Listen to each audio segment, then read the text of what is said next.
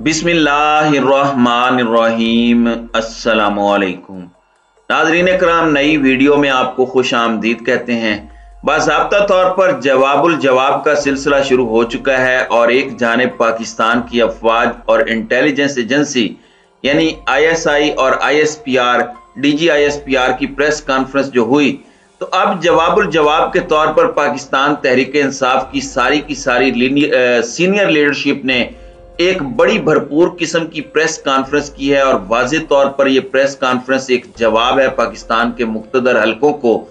जबकि दूसरी जानिब कुछ और बहुत बड़ी डेवलपमेंट्स हैं। रेड जोन में फौज की तैनाती के हवाले से बाज़ाब्ता तौर पर लॉन्ग मार्च के तनाजुर में फैसला हो चुका है, जबकि अरशद शरीफ के आखिरी पैगाम के हवाले से कि उन्हें मारने के लिए और कत्ल करने के लिए लोग भेजे गए हैं, उनका आखिरी वो पैगाम भी सामने आ चुका है और पोस्टमार्टम रिपोर्ट भी मंजर आम पर आ चुकी है। इसके हवाले से भी अहम तरीन तफसीलात आपके साथ इस वीडियो में शेयर करेंगे।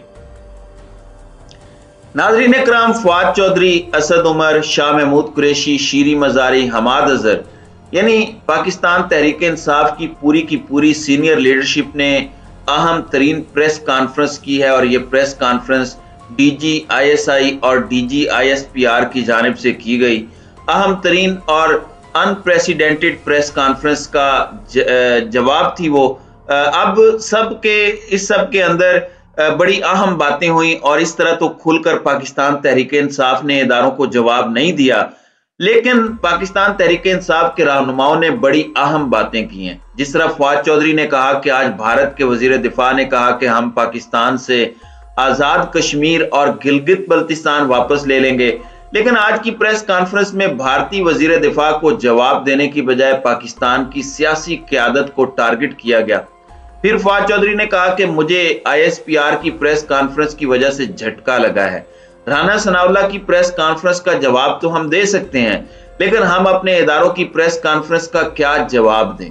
लेकिन इसके साथ उन्होंने ये बात जरूर कही कि जहां फौज की लीडरशिप की इज्जत की जरूरत है और फौज की लीडरशिप की इज्जत होनी चाहिए, वहीं पाकिस्तान की सियासी लीडरशिप की भी इज्जत की जरूरत है। पाकिस्तानी अवाम के फैसलों को भी इज्जत दी जानी चाहिए। यानी आप कह सकते हैं कि जो मैसेज पहुंचाया गया है वो बड़ा क्लियर है। दूसरी जानिब असद उमर ने भी ये बात कही कि क्या मुल्क के अंदर सबसे बड़े सियासी लीडर की साख मुल्क की वहदानियत के लिए अहम नहीं है और क्या मुल्क को जोड़े रखने के लिए वो अहम नहीं है।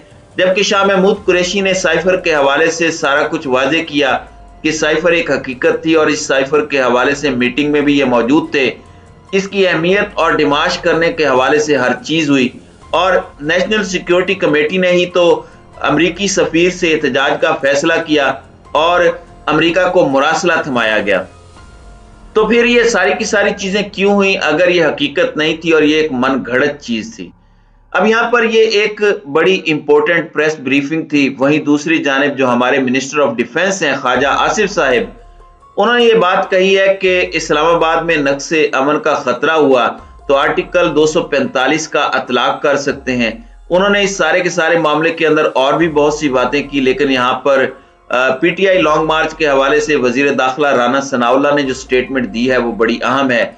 उन्होंने कहा कि रेड जोन में फौज तैनात करने का हमने फैसला कर लिया है और किसी को रेड जोन में दाखिल होने की इजाजत नहीं दी जाएगी। तफसीलात के मुताबिक राना सनाउल्लाह ने प्रेस कॉन्फ्रेंस में ये सारी की सारी बातें कही और कहा कि इमरान खान ने अदम एतमाद को नाकाम बनाने के लिए साइफर का ड्रामा रचाया और न्याजी हर रोज एक्सपोज होता जा रहा है। उन्होंने कहा कि ऐसा मौकफ इख्तियार किया गया जिसकी कोई बुनियाद नहीं थी। ऑडियो लीक्स के जरिए भी पता चला कि इमरान न्याजी खेल रहा था और मीर जाफिर, मीर सादिक, न्यूट्रल और गद्दार जैसे अल्फाज से पुकारा गया। अगर इस आदमी के मफाद के लिए कोई इदारा काम करे तो फिर ये तारीफें करता है, यानी वही पुराना मंजन बेचा गया। अब ये बातें भी हो रही हैं कि इमरान खान की गिरफ्तारी तक मामलात जा सकते हैं और ये जो फैसल वाडा की प्रेस कॉन्फ्रेंस है उसके बाद बाज दीगर चीजों को बुनियाद बनाकर पंजाब और खैबर पख्तूनख्वा में गवर्नर रूल के भी इम्कानात को रूल आउट नहीं किया जा सकता।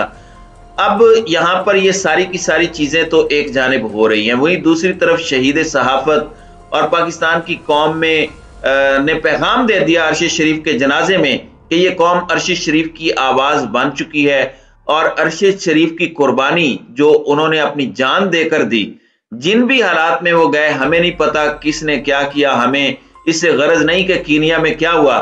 हमें बस ये बताएं कि एक पाकिस्तान का सबसे बड़ा सहाफी, उसे मुल्क से क्यों जाना पड़ा, मुल्क से मोहब्बत करने वाला क्यों मुल्क की सरजमीन को अपने लिए अनसेफ महसूस कर रहा था। उसने तो कोई वीजा भी नहीं लगवाया, उसने तो कोई असाइलम भी नहीं लिया हुआ था, क्योंकि उसे पता था कि ये मेरा मुल्क है। वो पाकिस्तान जिंदाबाद का नारा लगाने वाला शख्स था। तो ये चीज हमें हर्ट कर रही है। और यहां पर अरशद शरीफ के हवाले से कुछ मजीद डेवलपमेंट्स हैं, ये डेवलपमेंट्स भी कौम के सामने रखना बहुत जरूरी हैं।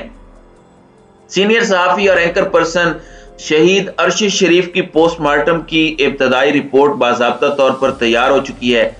अरशद शरीफ का पोस्टमार्टम पिम्स अस्पताल के 8 रुकनी मेडिकल बोर्ड ने किया, जिसकी इब्तदाई रिपोर्ट के मुताबिक मरहूम की लाश का अंदरूनी और बैरूनी बहुत तफसीली किस्म का मुआयना किया गया। इब्तदाई रिपोर्ट के मुताबिक अरशद शरीफ की मौत सर और दाएं फेफड़े पर गोलियां लगने से हुई, यानी उन्हें दाएं फेफड़े और सर पर जो गोली लगी है वो वजह मौत थी। इब्तदाई रिपोर्ट में कहा गया है कि अरशद शरीफ की मौत गोलियां लगने के तकरीबन आधे घंटे बाद हुई, यानी आधे घंटे तक वो जिंदा थे। तो ये बहुत अहम सवाल है कि उस ड्राइवर ने भी अरशद शरीफ को अस्पताल की बजाय एक शख्स के घर पे ले जाना क्यों मुनासिब समझा। वो तो मुकम्मल फिट था, उसे तो कोई नुकसान नहीं पहुंचा था, वो तो उन्हें किसी करीबी अस्पताल पहुंचा सकता था। अरशद शरीफ के दिल, गुर्दे, फेफड़े, मैदे से नमूने साइंस लैब भिजवाए गए हैं। फ्रांसिक के बाद पोस्टमार्टम की हतमी रिपोर्ट भी जारी की जाएगी। दूसरी जानिब अरशद शरीफ के हवाले से इंटरनेशनल ह्यूमन राइट्स फाउंडेशन को इन्होंने ट्विटर पर एक मैसेज किया और इंटरनेशनल ह्यूमन राइट्स फाउंडेशन को अरशद शरीफ शहीद की जानिब से 23 अगस्त 2022 को दिए जाने वाले एक पैगाम के मुताबिक ये वाज़ेह तौर पर बात सामने आई है कि उन्हें पाकिस्तानी हुक्काम से अपनी जान को दरपेश संगीन खतरात और हंगामी कार्रवाई का इल्म था। उन्होंने ह्यूमन राइट्स वालों को जो बात लिखी उसमें कहा कि पाकिस्तान में इंसानी हुकूक की जो संजीदा सूरत हाल है वो इंतहाई संगीन है, उस पर आवाज उठाने का शुक्रिया। एक सहाफी के तौर पर मैं बहुत संगीन किस्म के खतरात और थ्रेट्स को फेस कर रहा हूं और मुझे अपने हुक्काम और अथॉरिटीज की तरफ से परसिक्यूशन का सामना है। मुझे बताएं कि मैं पाकिस्तान में इंसानी हुकूक के लिए आप जो काम कर रहे हैं उसमें किस तरह असिस्टेंस कर सकता हूं। शीरी मजारी का भी अरशद शरीफ के साथ एक बड़ा अच्छा ताल्लुक था। उन्होंने बताया कि वो उनके शागिर्द भी थे। उन्होंने अरशद शरीफ के अहम मैसेजेस कौम के सामने रखे और कहा कि मेरा अरशद शरीफ से कुछ दिन व्हाट्सएप पर राब्ता नहीं हुआ। उन्होंने अपना व्हाट्सएप अकाउंट बंद किया हुआ था तो मैंने देखा कि वो ट्विटर पर एक्टिव हैं। फिर शीरी मजारी ने अपने फोन में सामने दिखाया और मैसेज पढ़ के पूरी कौम को प्रेस कॉन्फ्रेंस में सुनाया कि जब अरशद शरीफ को उन्होंने ट्विटर पर मैसेज किया तो अरशद शरीफ ने बताया कि उन्होंने मुझे मारने के लिए यहां भी बंदे भेज दिए हैं। तो इससे एक नया पेंडोरा बॉक्स खुलता है और दुबई के अंदर जो कुछ भी हुआ फोर्स करके नहीं निकाला गया तो फिर उन्हें दुबई में जो लोग मारने आए थे और शीरी मजारी ने जो मैसेज पढ़कर कौम को सुनाया है वो बहुत से सवालात को जन्म देता है और इस पर भी इस एंगल से तहकीकात बहुत जरूरी हैं। कौन था जो दुबई तक उनका पीछा कर रहा था और उन्हें मारने के लिए किराए के कातिल भेज रहा था। तो नाजरीन कराम, आपकी इस वीडियो के हवाले से क्या राय है? अब अपनी राय का इजहार कमेंट सेक्शन में जरूर कीजिएगा।